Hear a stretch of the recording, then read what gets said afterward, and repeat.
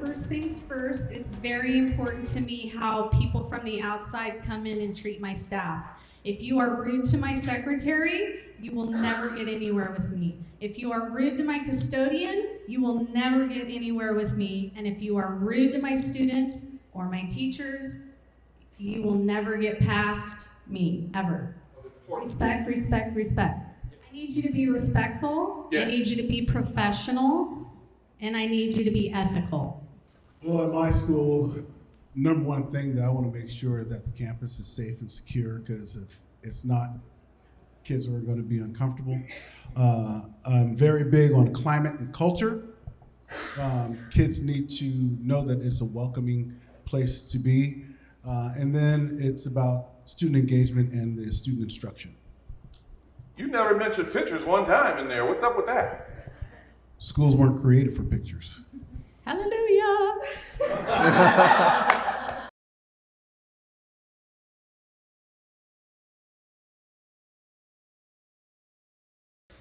When you're at a smaller school like that, you wear more hats. At my school, I might be the principal, I'm the counselor, I'm the custodian, I'm a little bit of everything. So I have a little bit more involvement. At a larger school, that's not going to be the case.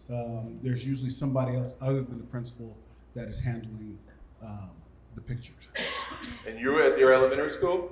So I was not involved in pictures until I saw something I didn't like, and then I got very involved in pictures and I switched my company that I use.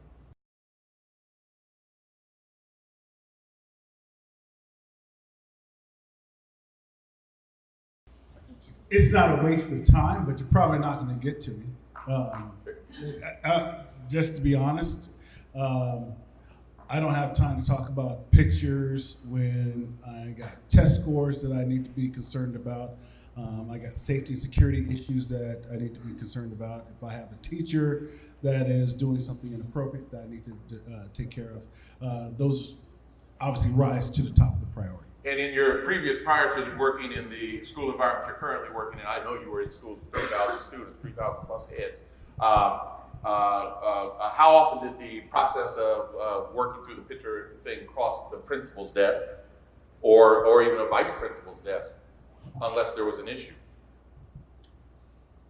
Unless there was an issue. Right. Really. It didn't come across your desk. It may come across my desk for approval.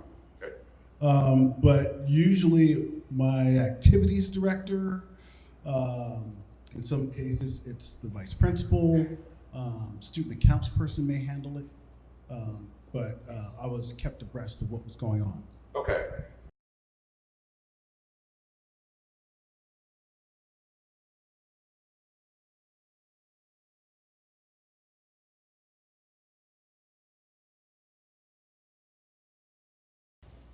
Surprisingly enough, it's about the same. Everything's going to go through my admin assistant. So if you haven't won over my admin assistant, you're probably not going to get far. So yes, my secretary is a boss, and she protects me at all costs. So her whole job is to make sure I'm freed up of the minutia of everything that comes at me, the amount of emails I get, the amount of people calling for me, the amount of people coming and leaving their business card is tremendous. So she's the weeder of information. The gatekeeper. She's the gatekeeper. And I trust her.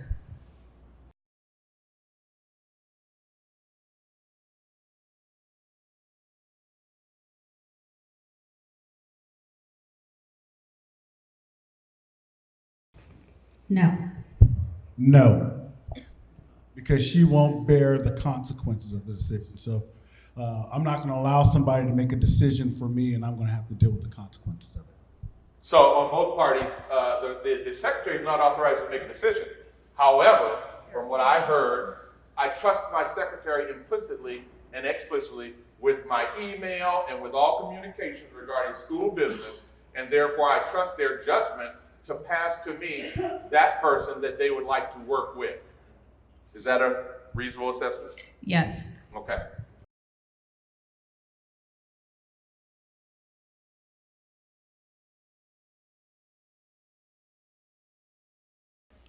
I want my kids to look good, and I want it to be high quality. I could care less how you get to that point, but when you deliver the product, it needs to be high quality. Agreed.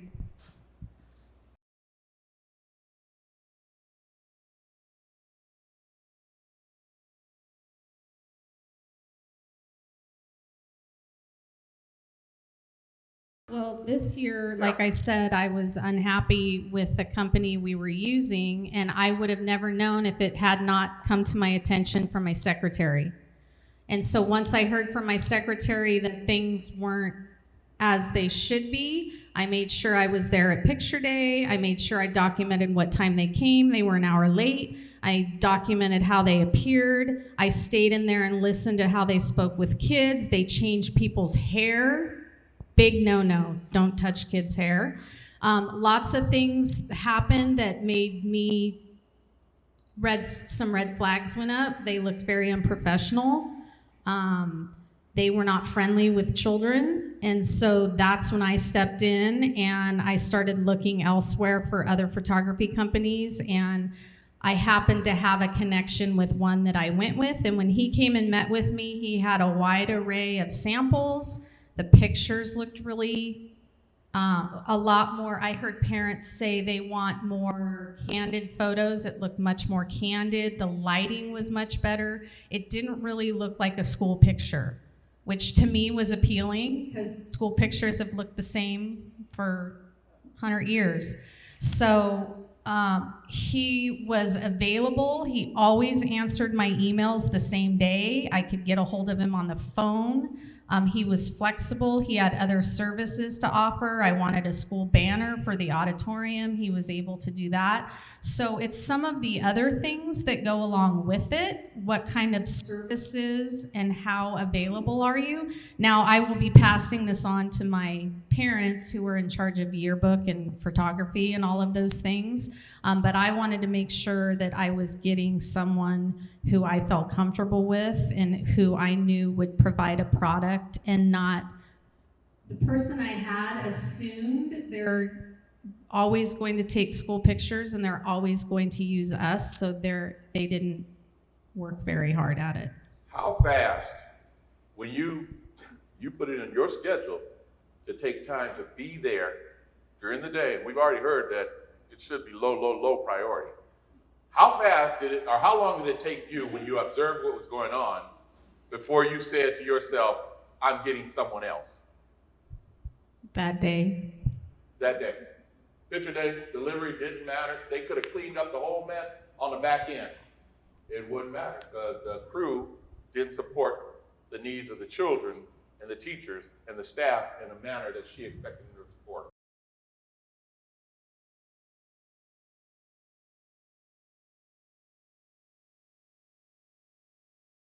What do you guys do and what do you prefer? Single. I would prefer the single-year contract, but it depends on the relationship that myself or whoever is making contact with the photography company, how that goes, but I prefer single year.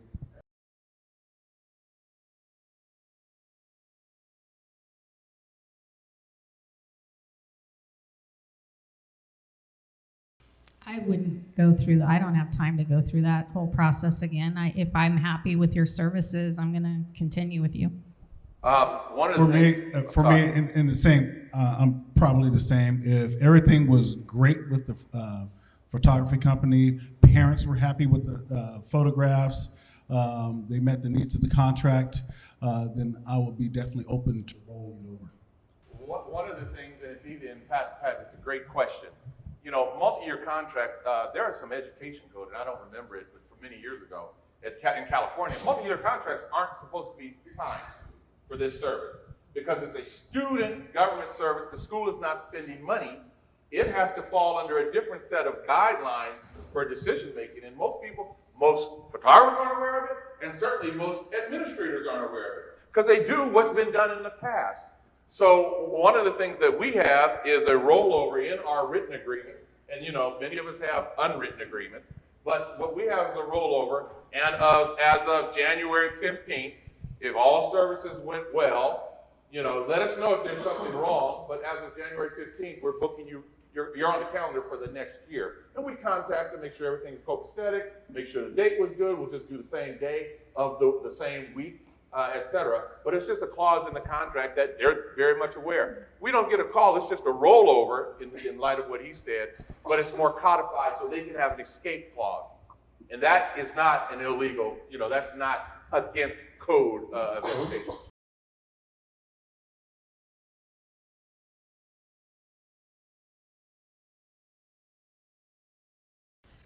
For me, yeah, it would factor in a little bit. Depends on the relationship that I have with the rep from both sides. That would be one thing. I am supportive of mom and pop shops in my area. So for me, knowing I like service, I know I'm going to get better service from a smaller company than a larger company. I've had the opportunity to work with Life Touch, and I've also had the opportunity to work with other smaller. And the services weren't there from the Life Touch that I got from my other small companies. So I would agree with that. I just went from a global company to a local company. Opportunity, folks. Opportunity. And on top of that, that's the reason why we don't sign yearly. That's why we sign yearly contracts. Is when my administrative contract is yearly. You better believe I work my butt off to keep that contract, not because just that, I love what I do, but when you sign a multi-year contract with somebody, the first year they're great, and then, we got them for 5 years, I'm not coming back until I have to renew that contract. You work harder for something when you know that each year it's going to be revisited and looked at.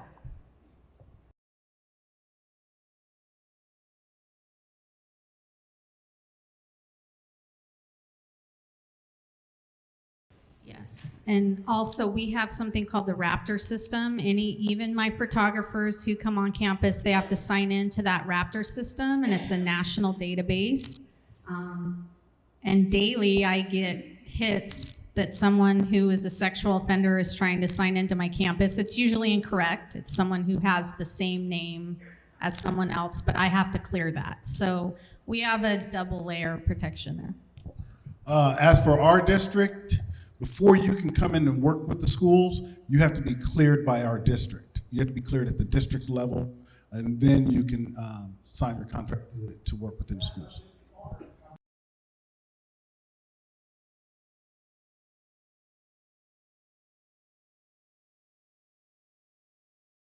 The services.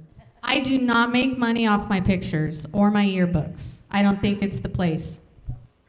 I'm with you on the whole safety thing. I'm very particular about who's on my campus, and one of the things that I'm big on is whenever you're around children, you are an adult role model. So that's my number one thing. How do you interact with the students at my school? You have to remember that you're coming into an atmosphere of teachers and an administrator, that our whole world revolves around kids and making sure they're safe, happy, socially, emotionally. Photographers, I've heard some horrible things come out of photographers' mouth to a child. And that's like the number one no-no, that you're there to take pictures, to smile. So my number one thing is service. And how you interact with the parents. You have parent volunteers that come to help and support. Are you helpful with them? Are you accommodating to what you can be accommodating with? It's all about attitude and how you present yourself on a school campus. Another thing that's really important to me is you have to recognize that you're coming onto a campus in which scheduling is everything. And being on time and adhering to that schedule, when you don't, it messes up everybody's recesses, it messes up lunchtime. You have parent volunteers running around trying to find classes because they're out on the playground. So it's really important to me that a schedule is kept. You know, it's Hold interesting. on, Calvin, I want to touch on that from a middle school and a high school perspective that have a lot of activities.